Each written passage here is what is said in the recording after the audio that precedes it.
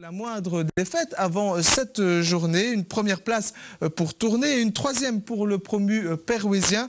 Les Perouésiens qui se déplaçaient chez l'avant-dernier, Maldegem. Les Rats ont confirmé en s'imposant 1-3 avec une paire offensive Boula-Zinga qui a de nouveau fait parler la poudre, Laurent Bécard et Rémi Genka. Même s'il était redouté, le déplacement de Peroué n'aura pas mis fin à son invincibilité. Malgré son statut de promu, le Racing a une nouvelle fois fait montre d'une belle maturité en terre flandrienne. Il devait pourtant se passer des services d'Éric Joly, suspendu ce samedi soir, ce qui peut expliquer un premier quart d'heure d'adaptation assez difficile. C'est possible que ça soit dû à ça. Bon, maintenant, José était là, il a fait quand même son boulot.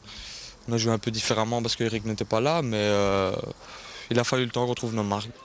Un José Mafrissi que l'on trouvait à la base du premier but péruésien, converti de la tête par Freddy Boula. Un avantage quelque peu usurpé à cet instant de la partie que Maldegem effaçait logiquement 4 petites minutes plus tard. C'est peut-être l'équipe qui m'a semblé la plus hargneuse qu'on ait rencontrée jusqu'à présent. Avec hargneuse, mais également avec beaucoup de mobilité, beaucoup de volume de jeu, beaucoup de présence. Et il a fallu un match de tout bon niveau en ce qui nous concerne, au point de vue organisation, au point de vue engagement, pour pouvoir finalement accrocher la victoire. Pour ce faire, Peroué peut compter sur une paire d'attaquants en pleine possession de leurs moyens. Quand Boula et Zinga s'entendent comme larrons en foire, il devient très difficile pour les défenses adverses de les contrer.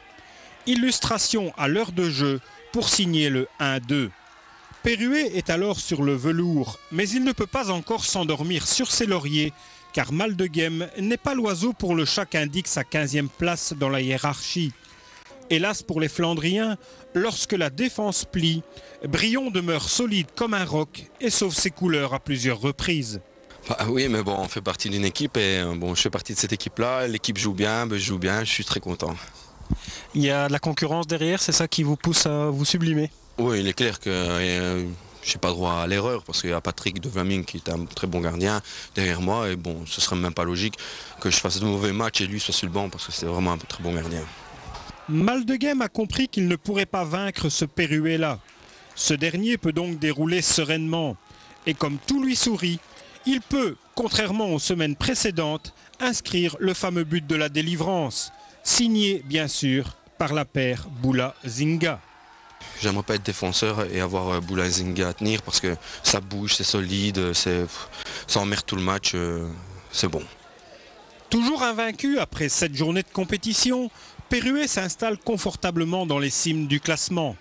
Ne maniant pas la langue de bois, Jacques Urbain livre sans détour le secret de sa réussite. À l'issue d'un match comme ceci et d'un 7e match du même acabit, je vais dire en tout cas dans la mentalité, dans le comportement, je pense que les joueurs eux-mêmes n'apprécieraient pas que je fasse plus, que je mette plus l'éclairage sur l'un que sur l'autre. Je pense qu'ils sont très heureux de se battre ensemble autour du cœur de l'équipe qu'est Laurent Ouillot, bien entendu, une fois encore, dans son rôle d'organisateur, dans son rôle d'efficacité, de rendement. Mais voilà, encore une fois, je pense qu'un tel résultat dans de telles conditions, face à une équipe qui a des possibilités mais qui patine un peu, on sait que ça passe par une tonne de solidarité et aujourd'hui on avait encore un camion plein de solidarité avec nous.